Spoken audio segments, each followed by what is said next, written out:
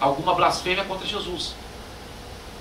Para alguns cientistas, que levam a coisa de maneira religiosa, você não pode chegar e dizer: será que Darwin tinha razão?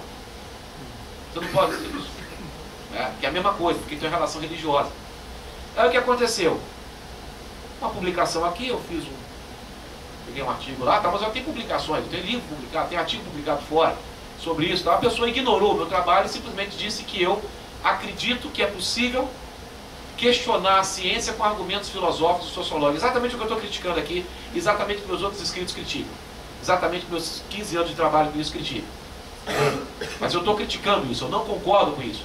Se um dia vocês pegarem esse livrinho e ver lá o cara dizendo que eu penso assim, digam: esse cara está errado, porque eu fui numa palestra dele, ele falou que isso é um abuso. Ele não fala isso, ele critica isso. Mas infelizmente, como o artigo entrou no livro, já no livro publicado, eu não tive direito de defesa, né? E os usos? Vamos para os usos para a gente ficar mais animado. Essa transformação na física, vocês aguentam um pouquinho ainda para falar dos usos? Pode ir? O que foi bom para as outras áreas do conhecimento, essa mudança que a física passou no século XX. Primeiro, a grande preciosidade para a filosofia foi a chamada nova filosofia da ciência.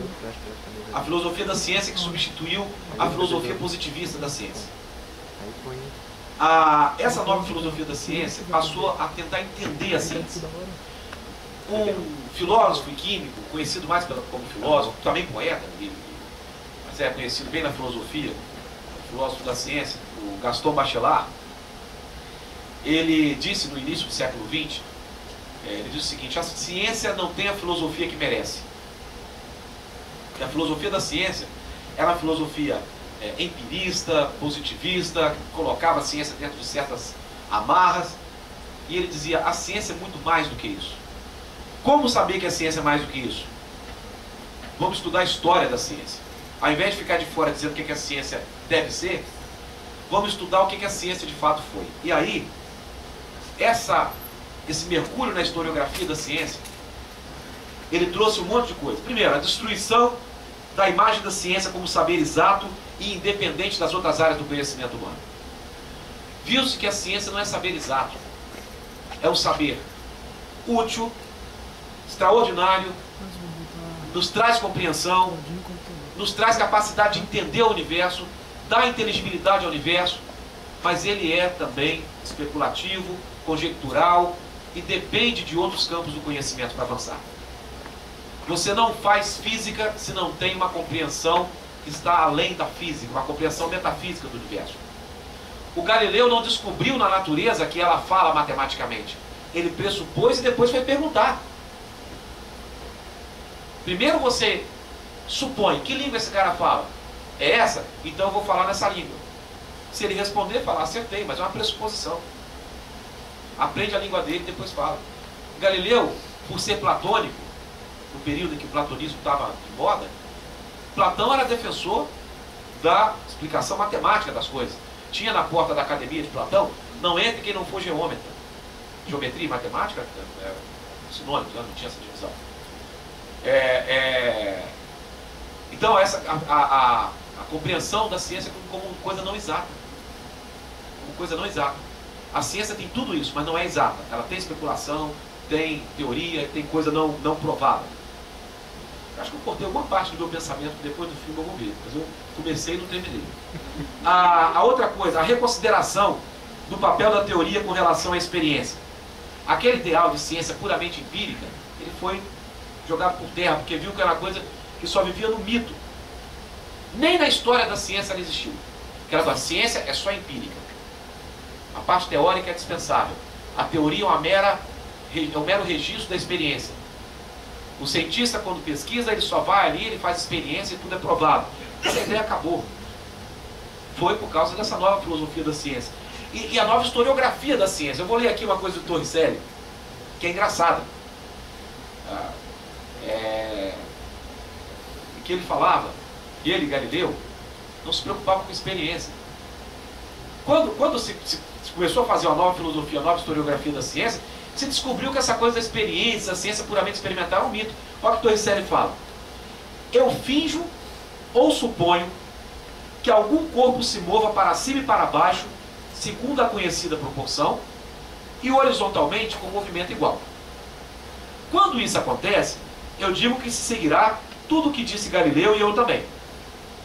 Se depois as bolas de chumbo, de ferro, de pedra não observam essa suposta direção, pior para elas.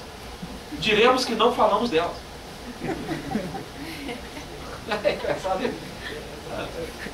Aquela história, essa relação matemática, ela está estabelecida. Se a pedra vai seguir ou não, isso é lá com ela, porque isso é verdade. Dizem que Einstein também falou isso quando quando se mostrou que de fato o desvio na luz da estrela em função do eclipse, né, comprovaria o que ele previa na sua teoria da relatividade. Ele disse assim, se não comprovasse, errado estava a experiência. Se descobriu que a ciência é um empreendimento muito mais bonito do que essa coisa de ficar registrando dados, de que o cientista não é um mero registrador de dados, não é um mero observador. Essa nova historiografia da ciência também descobriu o papel da especulação subjetiva e de outras áreas no fazer ciência. Paul Dirac disse o seguinte, Paul Dirac foi um físico importantíssimo, foi dele a proposição de que a cada partícula existia uma outra partícula com a mesma massa com carga diferente, a chamada antipartícula, que 10 anos depois é que foi fazer a constatação experimental dela. E ele disse, é mais importante ter beleza em nossas equações do que fazer com que se enquadre na experiência. Beleza é uma beleza que só os matemáticos e os físicos acham, né? Eu, por exemplo, não vejo beleza naquilo, não consigo ver beleza naquilo porque eu não entendo. Eu não entendo. Mas ele dizia, mais a simetria, a estética da equação é mais importante do que adaptar ela. Isso é uma compreensão metafísica da natureza. A natureza tem que ser bela, o universo tem que ser belo, o universo tem que ser simétrico. Era a mesma metafísica que moveu Einstein a morrer tentando elaborar alguma coisa que não fosse, que não tivesse esse grau de probabilismo da física quântica.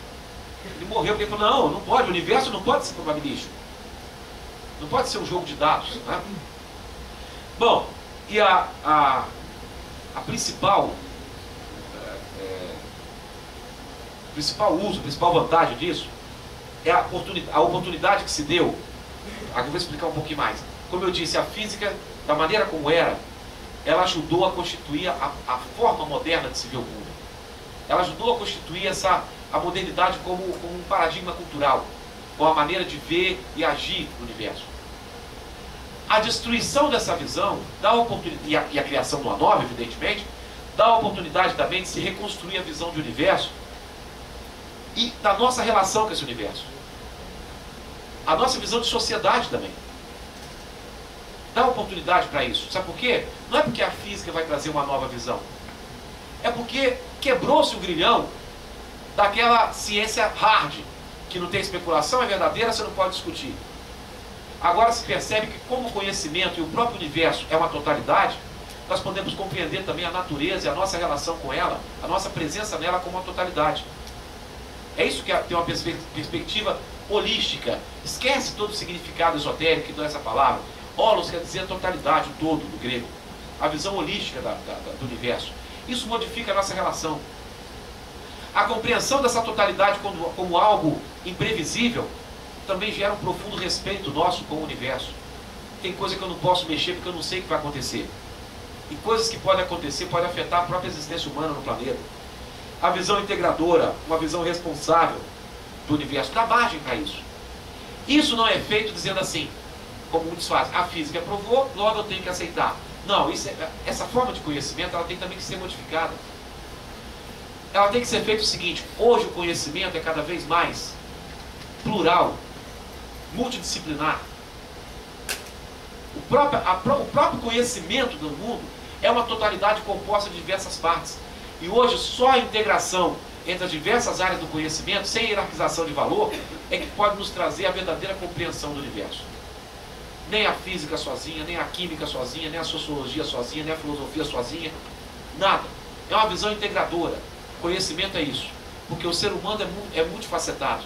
E logo, a sua expressão, que é o conhecimento, ele também é multidimensional. Isso tudo são aspectos positivos que traz essa nova ciência. E o fato de pensar na filosofia, depois, quem for estudar filosofia vai ver que houve um questionamento muito grande das verdades absolutas do século XX, que tem gente que acha que isso é coisa de uma pessoa que levantou dizendo, agora eu sou pós-moderno, vou questionar as verdades. Não foi isso. Foi todo esse debate levado pela filosofia da ciência com base no que a ciência estava passando. A própria história do conhecimento é integrada. Se a gente vê ela fragmentada, a gente tem uma compreensão negativa dela. Então, esses são usos interessantes dessa integração do conhecimento. E para pensar a física, é preciso pensar além da física. E para pensar além da física, você também não faz isso sem a física. Não se compreende o fundamento das coisas sem compreender o que está sendo fundado. Mas também não se compreende o que está sendo fundado sem se compreender os fundamentos. Daí essa necessidade de uma integração dos saberes. Bom, acho que no tempo até ultrapassei um pouquinho, mas é esse o recado que eu queria dar para vocês. Obrigado.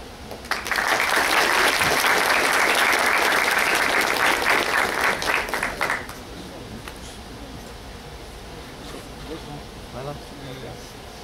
Alô? Nós estamos até às 6. Nosso teto de tempo. Não, eu vou falar bem menos. Não, só pra gente ter um horizonte de tempo, porque a gente tem que encerrar assim. Não, tudo bem. Eu vou procurar ser mais sintético. Alô? Pode ser. Vou procurar ser mais sintético e abrir para debate, perguntas e tal, que eu acho que é importante que a gente converse. Tem milhares de coisas que o Maurício falou, daquilo que eu pude ouvir depois que eu cheguei, que eu poderia usar como gancho para tentar contribuir, para complementar o que ele falou. Mas para aproveitar bem o tempo, eu gostaria de ser bem sintético em algumas coisas e pensando cá com os meus botões, assim, como é que eu posso ser útil, junto com o Maurício aqui, para estudantes de física e para pessoas em geral que têm interesse, algum interesse em ciência, seria trazer, por um lado, a minha experiência profissional dos últimos anos, que eu tenho trabalhado dentro de um mesmo laboratório com biólogos, médicos, matemáticos, cientistas computacionais. Então eu estou participando de uma atividade científica que tenta ser interdisciplinar.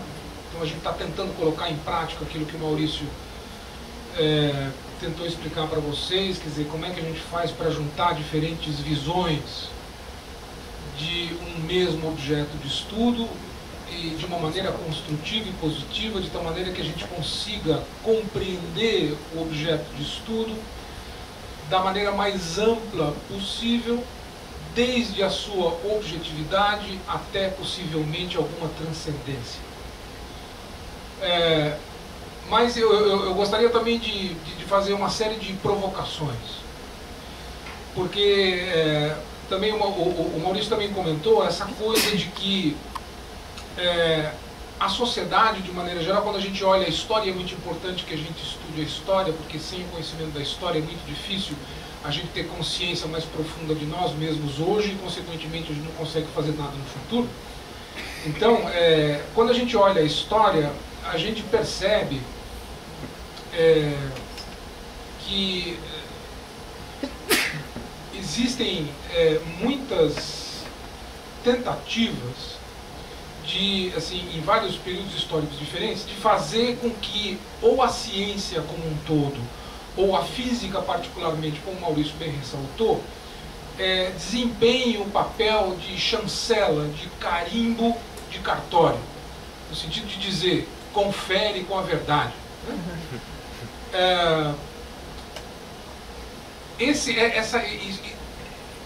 Esse tipo de postura que existiu em vários momentos históricos, e hoje não é diferente de muito. Isso é preciso que nós, físicos, e nós, cientistas em geral, e todas as pessoas da sociedade, de maneira mais ampla possível, que a gente compreenda que esse esforço de tentar dar à ciência, ou alguma parte da ciência, o papel de chancela da verdade, faz parte de uma agenda político-ideológica muito clara. E a gente só toma consciência disso no momento em que a gente estuda a história, e estuda a história política da humanidade e a história social da humanidade. Isso é uma provocação, sem dúvida. A gente pode ficar aqui horas a fio debatendo esse tipo de coisa. Mas eu vou colocar aqui como um ponto de reflexão. Ora, então, quer dizer, o que eu estou querendo dizer é que esse negócio de dizer, ah, não, mas que aparece no jornal, a gente vê toda hora, né? Assim, a gente vê esse tipo de discurso. Ah, não, cientistas britânicos no mês passado publicaram um artigo revolucionário na revista Nature, mostrando que as mulheres ou os homens com mais de 45 anos têm uma probabilidade maior de transferir mutações deletérias a seus filhos, e isso explicaria o aumento do número de filhos autistas em pais idosos. Isso que eu estou falando não é uma conjectura, isso faz parte de um trabalho que foi publicado na revista Nature um mês e meio atrás, e que teve um impacto na mídia britânica enorme, e que repercute, claro, nós somos todos tupiniquins, tudo que explode lá tem eco aqui, né? Nós temos ainda essa postura de subdesenvolvido, né? Muito arraigado dentro de nós. Mas enfim, o que eu estou dizendo é o seguinte, é que existe sempre nessa afirmação de que a ciência ou a física, às vezes é a química, às vezes é a biologia, como no caso do darwinismo, como o Maurício falou, existe sempre uma tendência de se vender um discurso, seja através da mídia, seja em sala de aula, dentro das universidades, de tentar convencer a mente dos incautos de que existe um critério para se dizer o que é verdade e o que não é verdade. No momento em que se faz isso, o máximo que a gente consegue é propagandear e propagar para o futuro a formação de mentes acríticas. E aí eu me junto ao Maurício de novo. O que está muito claro na minha visão pessoal, evidente, só posso falar por mim mesmo, né? Ademais das eventuais citações que eu faço. Mas o que me parece que é o seguinte, eu acho que nós estamos atravessando um momento histórico, por um lado, bastante delicado para os cientistas em geral e para a sociedade como um todo, em que a gente está vivendo, por um lado, altos questionamentos e evidências experimentais de laboratório, que a gente vai, mede, tenta criar uma teoria para explicar os dados experimentais, volta, faz novos experimentos, a gente tenta implementar o que a gente chama de método científico para analisar um sistema.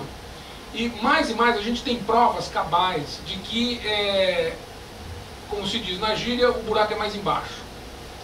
Quer dizer, todos os esforços teóricos que a gente tenta fazer para compreender, por exemplo, o funcionamento estrutural de uma célula, cada vez que a gente faz mais experimento, mais a gente percebe que a gente tem que ir mais fundo, mais fundo, mais fundo, abrir cada vez mais a cabeça, conversar com um número cada vez maior de pessoas que têm informações, ideias e pontos de vista diferentes dos nossos. Para mim, pessoalmente, eu já estou convencido disso. A gente apanha, eu costumo, ultimamente, de uns anos para cá, eu costumo dizer que eu sou um profissional que, quando eu entro no laboratório, eu faço um exercício de respiração zen budista para conseguir aguentar as chicotadas que os sistemas biológicos vão dar nas minhas costas naquele dia. Porque eu apanho todos os dias. Todos os dias. É bastante complicado. É mais que complicado, é complexo, no sentido que o Maurício disse. Então, por um lado, é interessante o que a gente está vivendo hoje, porque a gente tem hoje tecnologia, suficiente, e a gente está caminhando rapidamente, no sentido de automatizar uma série de procedimentos experimentais para a gente coletar dados da célula e de sistemas vivos com alta resolução, alta precisão e numa profundidade nunca antes vista. Então, hoje em dia, a gente consegue automatizar uma série de processos, né? Só para dar um exemplo de um estudo que eu participei, para aqueles que não sabem, eu participei de um estudo em que a gente, em colaboração com a Fiocruz, com o laboratório da Fiocruz em Belo Horizonte, a gente conseguiu sequenciar o genoma inteiro de 10 mil partículas de HIV. A gente tem o genoma inteiro das 10 mil partículas. Então a gente consegue olhar hoje uma população de vírus HIV em interação com uma célula, olhando a população inteira, agindo simultaneamente, online, certo? Ao vivo e a cores. Como é que a gente consegue fazer isso? Porque a gente tem máquinas para fazer isso. Esses 10 mil genomas simultâneos de uma mesma população de vírus foram sequenciados em uma semana. Então não é um bicho de 7 cabeças. E hoje a gente está, em biologia, por exemplo, a gente está levantando dados com cada vez mais, como eu disse, precisão e rapidez. Esses dados, a hora que a gente pega esses dados na mão, existe um trabalho depois que é bastante difícil e bastante complexo, que é o trabalho de tentar analisar os dados e dar sentido para os dados. Isso é o que o Maurício chamou de fazer ciência, né? Ou a ciência mais quintessenciada, digamos assim, né? O espírito da ciência, que é você tentar dar sentido para o mundo, como ele falou. No momento em que eu pego os dados que saem do sequenciador e eu tento olhar aquela maçaroca de letras que tem ali, e eu tento, utilizar softwares, utilizar ferramentas e tal, para tentar juntar aqueles pedaços, e depois começar a olhar onde é que aparecem as mutações, e como é que as mutações podem tentar explicar esse ou aquele comportamento do vírus na interação com a célula, e tentar eventualmente chegar até a eclosão da sintomatologia da AIDS num paciente, e tentar chegar no nível epidêmico, que é uma escala já bem maior. No momento em que eu estou fazendo isso, eu estou tentando ligar escalas diferentes de um mesmo fenômeno e tentar dar sentido para o mundo que eu estou observando. Ok? Então, isso é o trabalho do cientista. Então, se por um lado é importante, é interessantíssimo que não só aqui no Brasil, mas em vários lugares do mundo, existem vários grupos de cientistas que já se deram conta de que a gente precisa abrir a cabeça, a gente precisa ser mais tolerante, a gente precisa ser mais crítico para poder interagir com outros profissionais, para tentar avançar na compreensão da gente de fenômenos que a gente não consegue controlar, que a gente não consegue entender hoje em dia. Se por um lado isso é um uso, né? Existem também vários abusos dentro do mesmo contexto, capitaneados por forças políticas e sociais. É preciso que a gente fale com todas as vezes. Capitaneados por forças políticas, institucionais, no mundo de hoje, que tentam ainda vender a ideia de que é necessário que a ciência seja considerada como a grande chancelaria da verdade.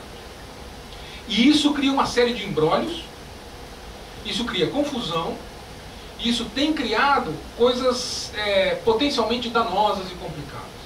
O exemplo que eu dei do trabalho que foi publicado na Nature há um mês e meio atrás, sobre a correlação entre o número de crianças portadoras de deficiência mental com pais, pai homem, tá? Não mulher, estou falando no sentido estrito, de pais com mais de 50 anos, quer dizer, quanto mais velho ficam os pais, maior aumenta a probabilidade desses pais terem filhos autistas, esquizofrênicos, etc. Quando a gente pega esse trabalho e fala assim, não é possível, será isso verdade? Pô, está publicado na revista Nature, que para aqueles que não sabem, é considerado uma espécie de Wall Street Journal da ciência. O Enfield dizia numa época assim, se deu no New York Times é verdade. Né? Em relação a Nature, dentro do meio científico, a gente pode dizer a mesma coisa. Então, é uma revista de altíssimo impacto, que tem uma penetração muito grande na mídia, etc. Mas, enfim, o trabalho é verdadeiro ou não é? Existe ou não existe a correlação? Quando a gente lê o trabalho, a gente percebe duas coisas. Primeiro, existe uma série de dados que eles levantaram, porque eles pegaram genomas de vários pais de idades diferentes, e identificaram, isso é relativamente simples de fazer, identificaram uma série de padrões mutacionais nas células germinativas desses pais, e tentaram correlacionar com a incidência de filhos portadores de deficiência mental. Levantaram lá uma curva, tem uma série de desvios padrões, coisas que os estudantes de física que aprendem no laboratório de física 1, etc. e tal, sem muitos problemas, e chegaram à conclusão de que sim, existe uma correlação. Aí você fala, bom, e aí, existe a correlação? E aí, então é verdade? Aí vem a leitura, a força da leitura crítica. Assim, bom, vamos ver o que significa dizer que duas coisas estão correlacionadas entre si. Em primeiro lugar, a existência entre duas coisas correlacionadas não significa dizer que existe uma relação de causa e efeito entre as duas. primeiro lugar. Então é necessário que a gente conheça o que? Estatística. O significado das grandezas estatísticas e como é que a gente deve ler os dados experimentais. Segundo, quando a gente lê o paper, a gente percebe que existe todo um trabalho técnico de análise dos dados, de tentar evidenciar a existência das correlações, e depois existe uma teoria para tentar explicar as correlações. Aí é que vem o pensamento. No paper, eu não quero aqui diminuir nem nada, eu posso dar para vocês a referência, quem quiser leia, e vocês leem e tiram as conclusões de vocês.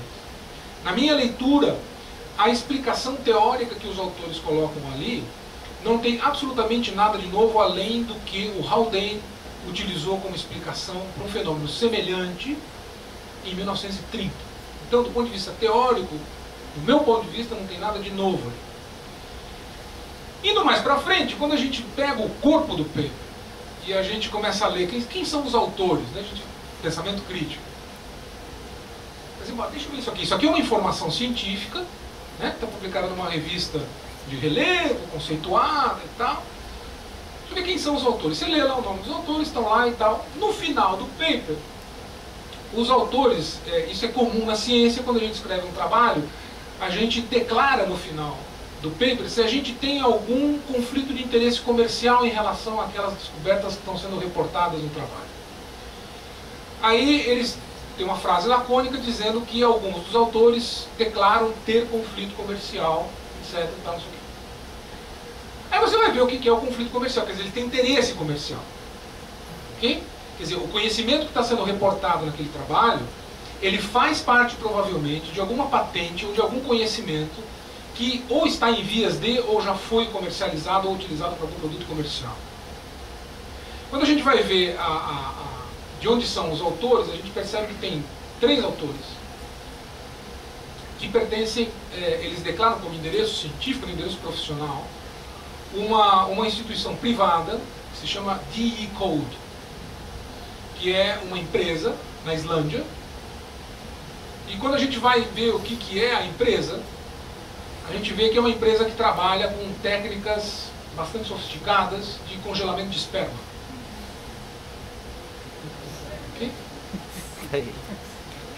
Eu não preciso explicar mais, né? Então, eu não estou querendo destruir o trabalho. Como eu disse, é preciso que a mente seja crítica. Então é importante que as pessoas leiam e tirem as suas conclusões. Pode até ser, quer dizer, vejam bem, diante de uma descoberta dessa, a primeira coisa que a gente aprende, a gente vê logo de cara assim, foi, bom, isso aqui pode ser um negócio meio azedo. Por quê?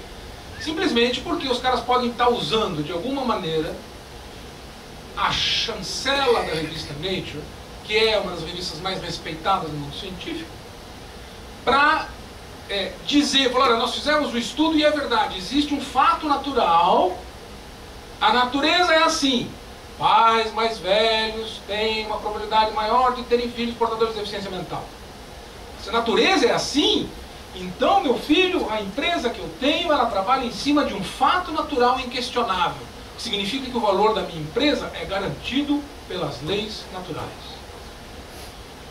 Isso não é um exemplo isolado, tá? Eu estou trazendo esse exemplo porque esse exemplo teve um impacto na mídia bastante grande e a gente foi procurado no laboratório por uma repórter de uma revista ligada ao Grupo Folha, querendo que o biólogo do grupo desse uma entrevista para ela a respeito desse trabalho, porque esse trabalho teve um impacto muito grande na Grã-Bretanha, saiu nos jornais, não sei o quê, blá, blá, blá, blá, blá.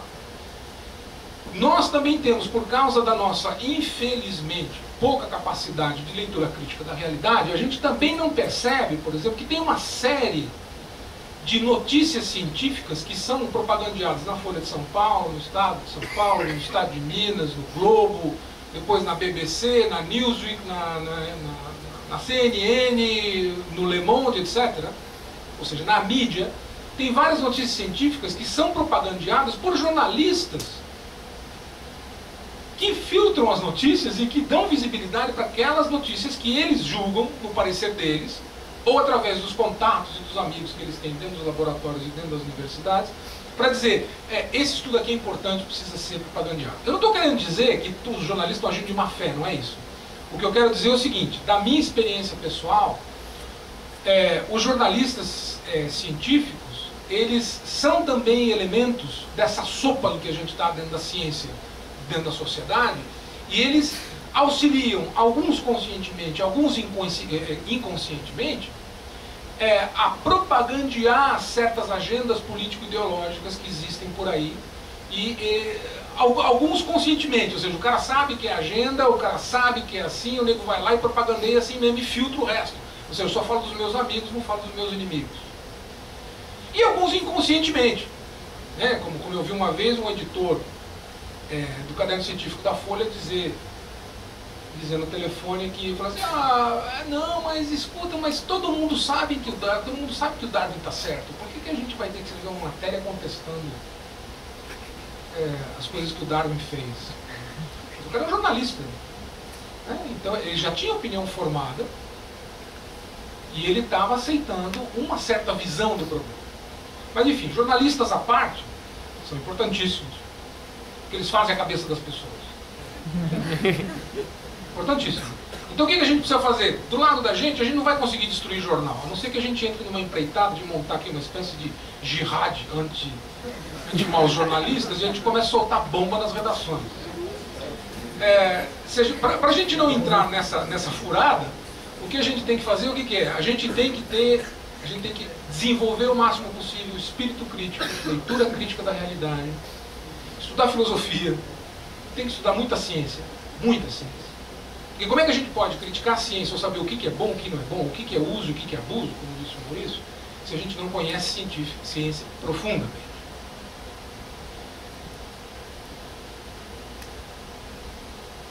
Então, por um lado, hoje em dia, existe uma coisa que os físicos estão trabalhando muito com biólogos e com médicos hoje em dia. Isso é uma coisa que está... Né, se a física foi a ciência que mais implementou transformações concretas na realidade no século XX, na sociedade no século XX, a biologia vai ser no século XXI, dizem alguns. Provavelmente isso é verdade.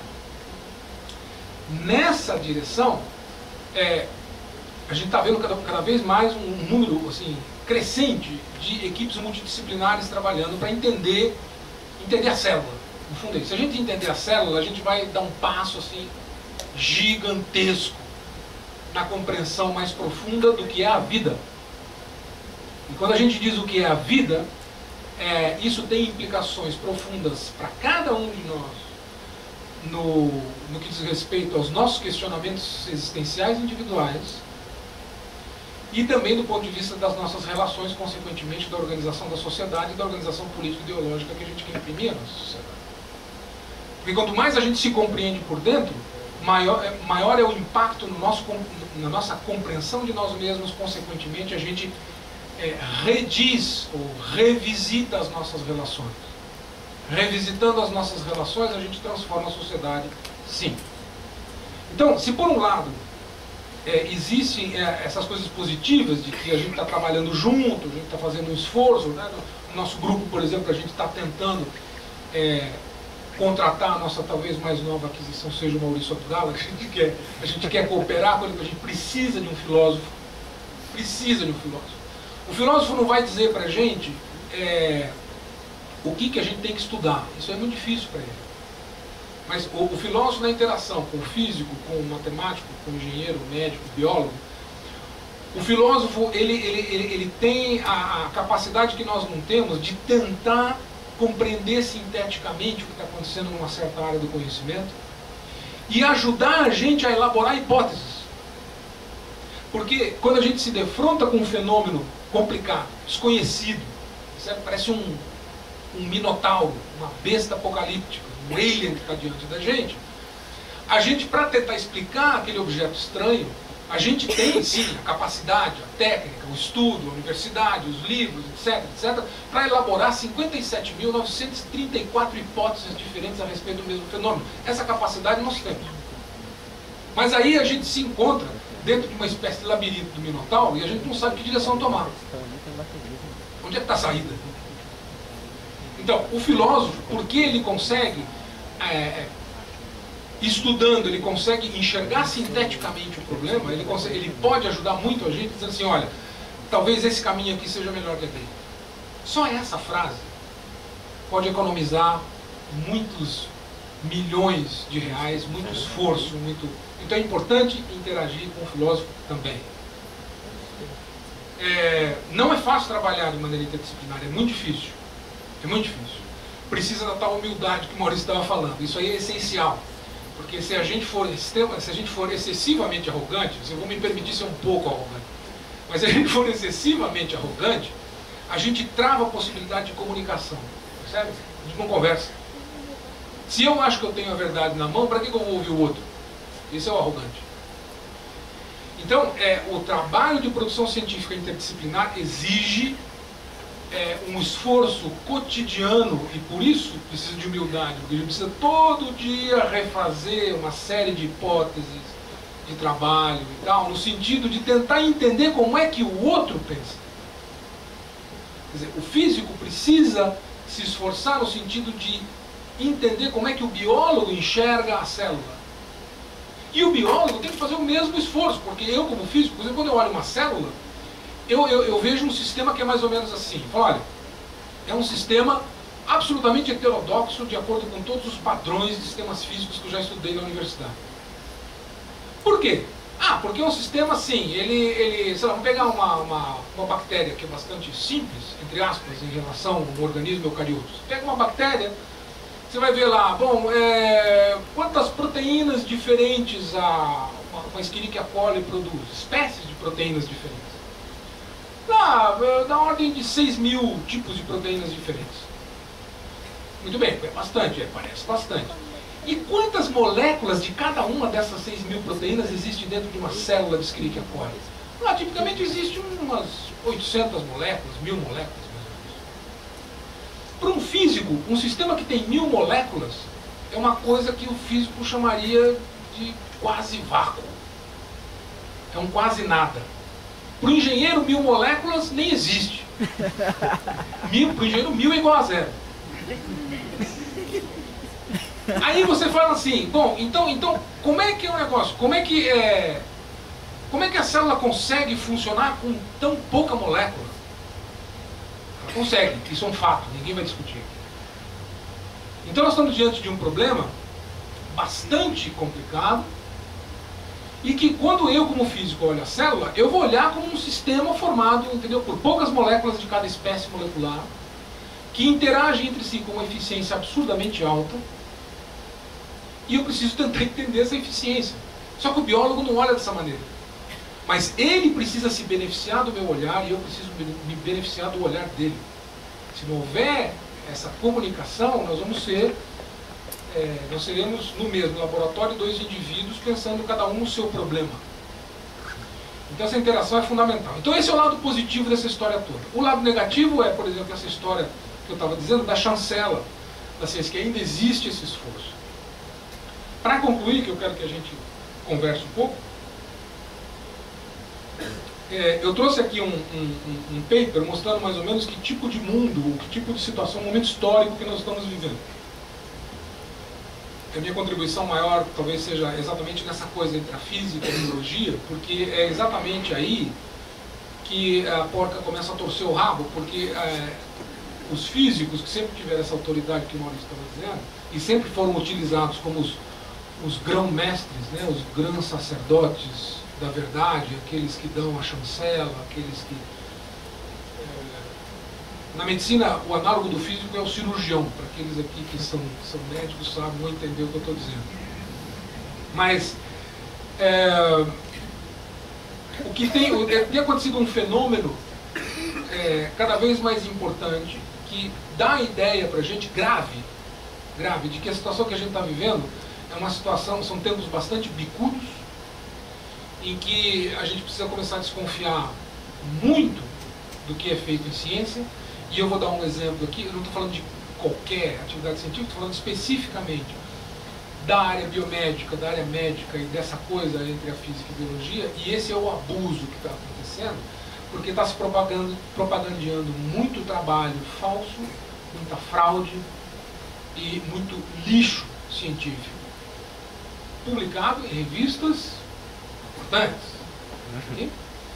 Então, numa dessas revistas importantes, recentemente, é o PNAS, o Proceedings of the National Academy of Science, os anais da Academia Nacional de Ciências dos Estados Unidos, é uma revista bastante conceituada, saiu um estudo, eu tenho aqui comigo, também quem quiser eu posso passar a referência depois, mas é um estudo interessante, em que os caras analisaram todos os casos polêmicos de retratação de paper de 1975 até 2012. O que é uma retratação? Retratação é assim, você escreve, você faz um trabalho no seu laboratório, tira lá, faz uma série de medidas, constrói uma teoria fantástica, escreve um paper, manda para a revista, os seus pares lá vão analisar, eles dizem, um trabalho fantástico, muito bom, então, isso aqui, publique-se.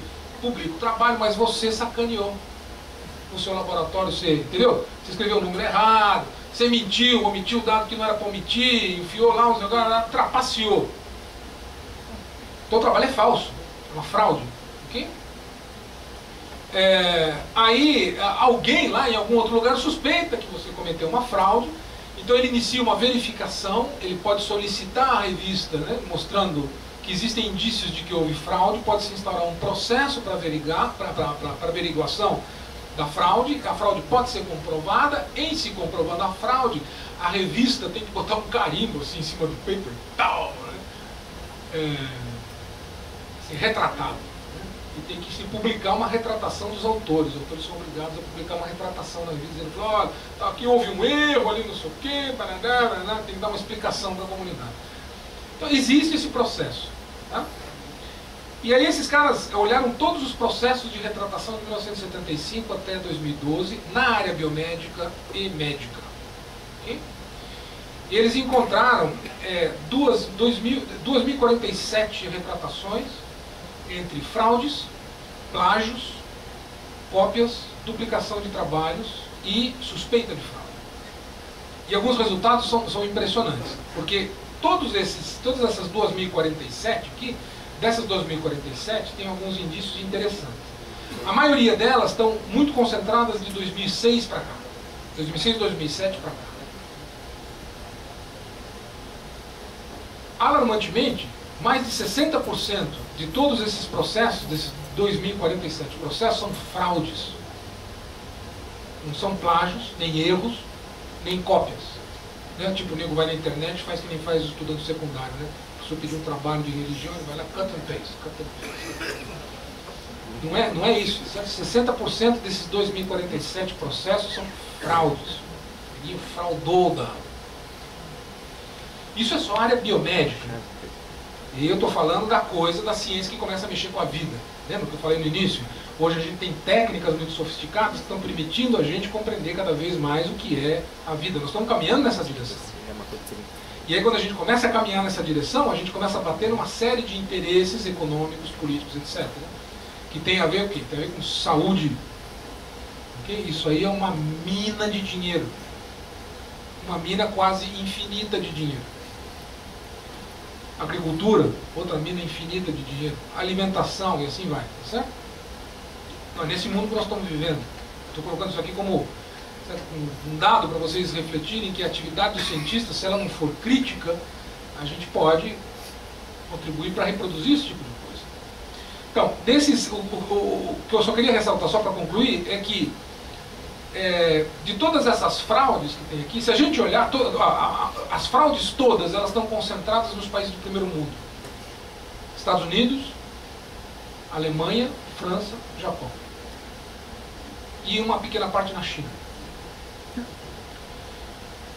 As fraudes, todas as fraudes, e não estou falando nem de erro, nem de plágio, não. As fraudes, todas elas são processos sobre artigos que foram publicadas nas seguintes revistas: a Nature, que eu acabei de citar, a Science, que é uma outra revista extremamente assim, considerada no New York Times também da ciência, a revista Lancet, que é considerada a Nature da medicina, o New England Journal of Medicine, que é considerada a segunda mais importante revista da área médica, e aí tem outras menores, mas a maior parte está nessas 4 revistas. São revistas de altíssimo impacto científico, que têm uma penetração na mídia enorme, e todas as fraudes estão publicadas aí. Okay? Vejam que o levantamento dos 2.047 casos de retratação reportados nesse trabalho aqui são aqueles para os quais existe um processo de retratação. Tem muita sujeira embaixo do tapete que não subiu à tona. Okay? Se a gente fizer um levantamento, se a gente chutar aqui, digamos que tenha 50% a mais de fraude sambando por aí que a gente não sabe. Okay? Então a gente chega aí perto de umas 2.600 fraudes de 2007 para cá. De 2007 até hoje, se a gente pegar essas 4 revistas, a Nature, a Science, a Lancet e o New England Journal of Medicine, e todos os trabalhos que foram publicados nessas 4 revistas na área médica e biomédica, a gente vai chegar perto de 6.000 artigos. Então nós estamos falando de 2007 para cá, em alguma coisa da ordem de 33% de fraudes. Então, esse é o mundo bicudo no qual nós estamos vivendo hoje. É por essa razão eu trouxe aqui, porque também existe um outro trabalho que apareceu bastante na mídia aí, que é um estudo de um grupo de pesquisa da Universidade de Caen, na França. O pessoal fez experiência com os ratinhos, vocês viram isso? Alimentaram os camundongos, né, com grupo controle, com milho transgênico, e aí eles viram 100% dos ratos que comeram milho transgênico desenvolveram tumor. Né? Aí houve uma grita geral, uma série de cientistas começaram a dizer, não, isso é fraude e tal, não sei o quê. Bom, vendo esse trabalho aqui do PNAS, eu já fico pensando que os caras que estão dizendo que os franceses fraudaram o dado dos camundongos, eles sabem do que estão falando, porque eles também fraudam. Quer dizer, o que isso está gerando? O que isso está gerando é o seguinte, é uma situação muito insegura no mundo de hoje, que mostra que, talvez a gente não deva confiar muito assim no que os cientistas estão produzindo. Então a gente precisa olhar como é que a gente sai dessa situação, né, e não vai lá efetivamente, num outro contexto, como o Maurício dizia, vai lá na terceira ponte e se joga lá de cima. Dizer, o mundo não vale mais a pena. Não existe mais chancela da verdade, a ciência está perdida, eu não sei mais em quem acreditar, eu estou com um drama existencial terrível, então eu me jogo. Você não precisa fazer isso. O que precisa, o que é? O que precisa é realmente aumentar o poder de leitura crítica daquilo que a gente vê, daquilo que a gente ouve, e sobretudo daquilo que a gente faz. Então eu trouxe isso aqui. Bom, só para concluir, é claro que eu não estou falando, eu estou falando de uma área do conhecimento, mas é uma área do conhecimento que impacta demais a sociedade, e é uma área do conhecimento na qual hoje se investe cada vez mais a participação de equipes interdisciplinares para estudar. Então, os físicos são chamados a isso, e os físicos têm sido usados também nesses grupos interdisciplinares como sendo os chanceleres da verdade. Isso é uma coisa ruim que ao mesmo tempo convive com esse quadro que a gente está vivendo hoje, que a gente percebe que a existência de grupos interdisciplinares é uma coisa boa. Mas não existem só coisas boas no mundo, né? A gente precisa agir de maneira crítica. Assim. E nunca esquecer que o que o cientista fabrica, o cientista é um ser humano que produz conhecimento humano através de instituições humanas, que são sujeitas constantemente a uma série de pressões políticas, ideológicas, econômicas, financeiras, etc. E a gente não pode perder isso, sabe, não pode tirar isso da cabeça da gente. A gente precisa ter consciência cotidiana disso aí, para a gente ficar vacinado e não entrar em canoa furada. É isso que eu queria dizer. A gente pode fazer ciência, a gente deve fazer ciência. Fazer ciência é uma coisa que exige muito esforço pessoal, disciplina cotidiana, estudo, paciente, humilde, cotidiano, para a gente entender profundamente a coisa. Sabe, a coisa não vem de graça. Então precisa. Mas a gente mergulha com o escafandro. Entendeu? Mergulha profundamente na coisa, se joga na coisa, mas mantenha o seu snorkel ligado lá em cima para você poder respirar e saber onde você está. Então a gente precisa criar ciência de maneira crítica e consciente. Acho que era isso que eu queria trazer para você para a gente debater. Obrigado.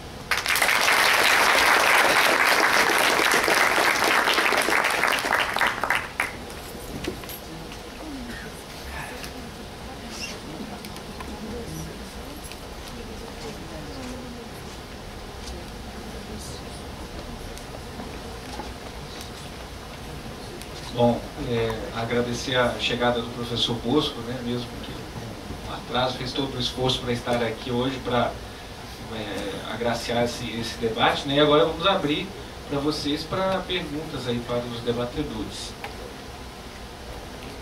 Alguém? Quem vai levar o microfone?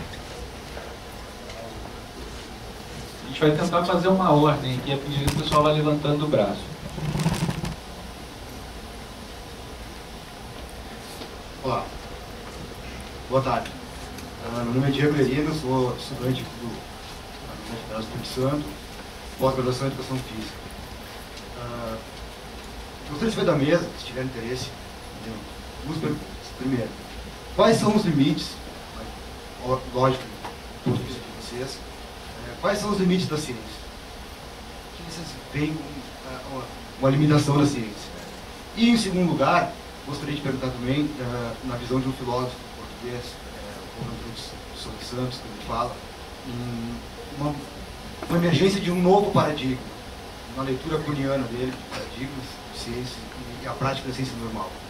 Gostaria de saber de vocês qual a possibilidade de uma emergência de um novo paradigma científico, logo em seguida, enfim, colocando o exemplo que coloca a partir de Prigogine, que através da biologia, usando métodos qualitativos no estudo da biologia. Então, a muito interessante seria transita nesse sentido de um novo paradigma emergente nesse sentido. Agradecer pela oportunidade e parabenizar também pela a bela explanação dos professores e uma ótima escolha do tema. Ótima escolha do tema, colocando com o professor, ou de qual professor, no sentido ético também da pesquisa em ciência e a leitura crítica, assim como o professor, uma visão filosófica, histórica da ciência. Muito obrigado.